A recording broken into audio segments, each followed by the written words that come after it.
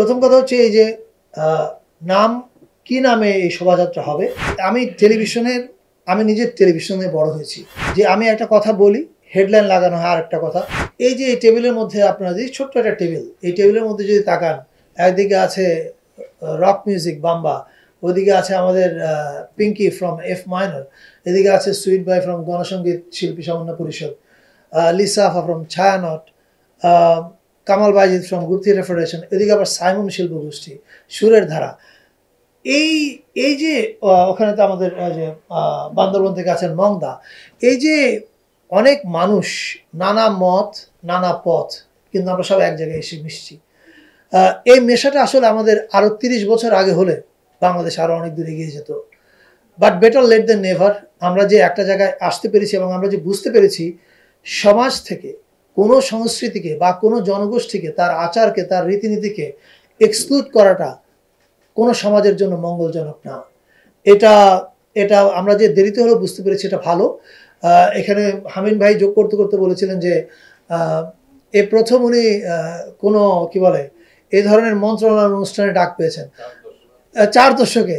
আপনি ভাবেন বাংলাদেশে রক মিউজিকের ইনফ্লুয়েন্স এবং ভূমিকা, এটা চিন্তা করেন এবং এবার ভাবেন যে কখনো কোন এই ধরনের আয়োজনে এই মানুষদেরকে ডাকা হয়নি, কারণ তাদেরকে আমরা ভেবেছিলাম অপসংস্কৃতি। এই যে সকল সংস্কৃতিকে এক জায়গায় আনার, সংস্কৃতির সব ধারাকে, এটা আমি মনে করি যে 30 বছর আগে হওয়ার কথা ছিল, অ্যাজ আই সেড, বাট আমরা এখন করবার চেষ্টা করছি এবং আমরা বিশ্বাস করি এবারের শোভাযাত্রা যেটা চারুকলা থেকে বের হবে, সেখানে আপনারা সত্যিকার অর্থে নতুন জিনিস দেখবেন। মানে ভিজুয়ালি আপনাদের চোখেই পরিবর্তন দেখতে পাবেন অনেক। সেটা এখন আমরা ডিটেল না বলছি, ইটস এ টিজার। যারা অংশগ্রহণ করবেন তারা প্রত্যেকে নিজেরাই নিজেদের চোখে দেখতে পাবেন যে পরিবর্তনগুলো কিভাবে ঘটছে। তবে আসলেই নতুন কিছু দেখবেন, নতুন রং দেখবেন, নতুন গন্ধ পাবেন, নতুন সুর পাবেন। আর এছাড়া অন্যান্য অনুষ্ঠানের তালিকা বুলেট পয়েন্ট করে আপনাদের, এটা বন্ধ করে দিলে ভালো হয়, বুলেট পয়েন্ট করে নিশ্চয় দেওয়া হবে। মাত্র তো আমরা মিটিং শেষ করলাম, ফলে রেজলিউশন লিখতেও সময় লাগবে।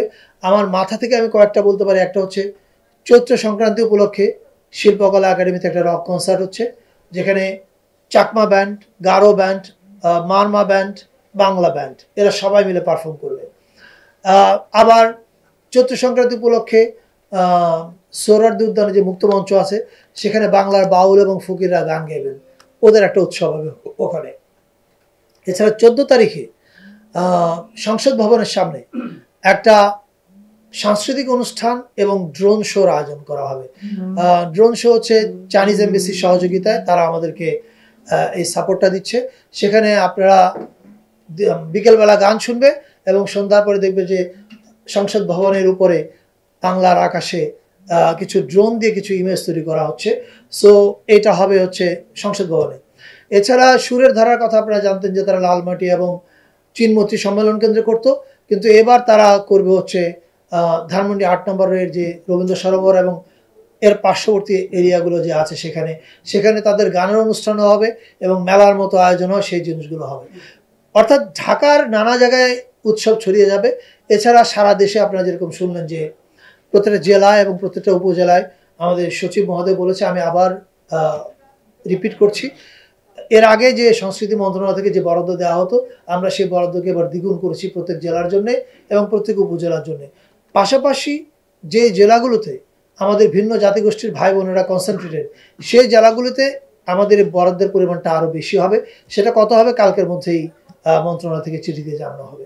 প্রথম কথা হচ্ছে এই যে নাম কি নামে এই শোভাযাত্রা হবে, সেটা আগামীকালকে একটা সভা আছে, সেখানে ঠিক হবে। দ্বিতীয় আরেকটা কথা বলতে চাই আমি আপনাদেরকে, সেটা হচ্ছে এই যে এবারের দুইটা জিনিস। একটা হচ্ছে মঙ্গল শোভাযাত্রার কথা যদি বলি, মানে অনেক হিস্টোরিক টার্ম, এটা কিন্তু মঙ্গল শোভাযাত্রা নামে শুরু হয়নি, আপনি জানেন নিশ্চয়ই। এটার নাম ছিল আনন্দ শোভাযাত্রা, সেখান থেকে হয়েছে মঙ্গল শোভাযাত্রা, রাইট? যে নাম একবার পরিবর্তিত হয়েছে, যদি সবাই সর্বসম্মত হয় তাহলে আবার পরিবর্তন হতে পারে, আবার যদি সবাই সম্মত হয় পরিবর্তন নাও হতে পারে। এটা কালকে সবাই নির্ধারিত হবে। আসছি ঢাকা বিশ্ববিদ্যালয়। আরেকটা প্রসঙ্গ হচ্ছে এই যে এবারের উৎসবটা কিন্তু আর শুধু বাঙালিদের না। শোভাযাত্রা যেটা, এটা আর বাঙালিদের শোভাযাত্রা না, এই শোভাযাত্রা বাঙালি, চাকমা, মারমা, গারো প্রত্যেকের। ফলে আমাদেরকে দেখতে হবে যে আমরা এমন একটা নাম যেন না দিই যেটা শুধুমাত্র আমাদেরই হয়, ওরা আর ইনক্লুড হতে না পারে, ওরা যেন ব্র্যাকেটে না পড়ে যায়, you know what I mean.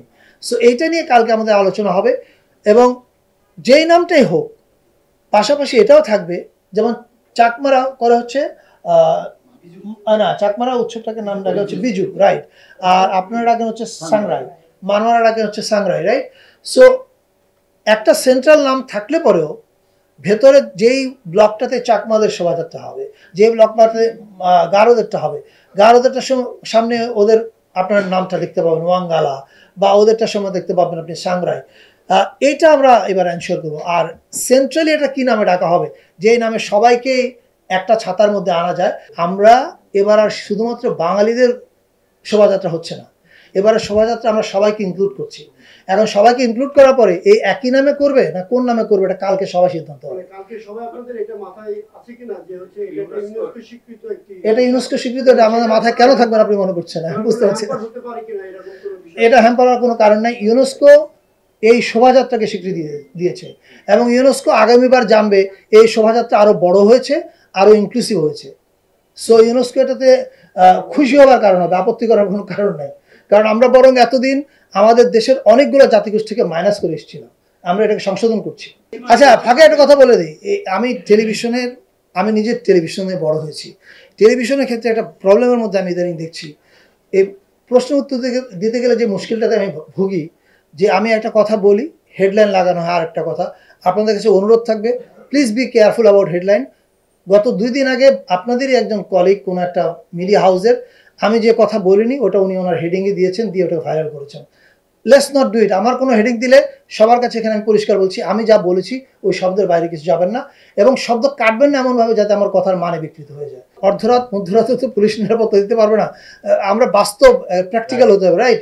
So একটা সাংস্কৃতিক অনুষ্ঠান কয়টা পর্যন্ত চলতে পারে, কতক্ষণ পর্যন্ত পুলিশ নিরাপত্তা দিবে, এগুলো নিয়ে পুলিশ একটা নির্দেশনা দিবে। কিন্তু আমরা যেটা বলেছি দার্শনিকভাবে সূর্যাস্তের মধ্যে অনুষ্ঠান বন্ধ করতে হবে, এটা আমাদের সিদ্ধান্ত এবার না। এখন রাত 9টা পর্যন্ত চলবে না, এই অনুষ্ঠানটা ধরা যাক বান্দরবনে হচ্ছে, ওখানকার বাস্তবতায় 8টায় শেষ করতে হবে না 9টা শেষ করতে হবে, ওখানকার ডিসি, পুলিশ এবং স্থানীয় নেতৃবৃন্দ যারা আছেন বিভিন্ন জাতিগোষ্ঠীর, তারা নির্ধারণ করবে। আমরা কোনো টাইম ফ্রেম এখনো বেঁধে দিইনি। যারা অনুষ্ঠান করবেন তারা পুলিশে আবেদন করবেন, এটা আমরা বলেছি সবাইকে। পুলিশে আবেদন করার পরে তারা যদি বলেন যে আমার 8টা লাগবে, পুলিশ 8টা পর্যন্ত দেবে। এই সরকার একটা দারুণ মেসেজ দিয়েছে, সেই মেসেজটা হচ্ছে এই যে যারাই এই পোশাক নিয়ে মোরাল পুলিশিং করেছে মেয়েদেরকে, তাদেরকে 2 দিনে 38 জনকে গ্রেপ্তার করেছে। সো এর মধ্য দিয়ে কিন্তু আমাদের মেসেজটা পরিষ্কার যে আমরা চাই সবার সহাবস্থান। আপনার কেউ একদল থাকবে আরেক দল থাকবে না, এক পোশাক থাকবে আরেক পোশাক থাকবে না, এটা আর বাংলাদেশে চলবে না। আমি বলেছি এটা ছিল বাঙালিদের উৎসব শোভাযাত্রাটা, এটাকে আমরা সকল জাতিগোষ্ঠীর শোভাযাত্রা করছি। আপত্তি, আমি এই কথাটা আপনাকে বলিনি যে আপত্তি আছে কিনা, আমি বলেছি অনুষ্ঠান তো আর আগের মতো নাই, এটা পুনর্বিবেচিত, এখানে অল ইনক্লুসিভ। শোভাযাত্রাতে কি কি হবে এটাকে আমরা আপনাদেরকে এখনো বলেছি, এটা আমরা আপনাদেরকে কখনোই বলবো না, এটা র্যালিতে এসে সারপ্রাইজটা দেখতে হবে, হোয়াট ইজ দেয়ার।